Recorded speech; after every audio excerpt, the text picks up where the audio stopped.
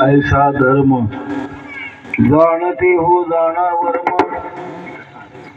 हे देवाची सेवा करण्याकरता माध्यम वापरणं हा मुख्य धर्म आहे.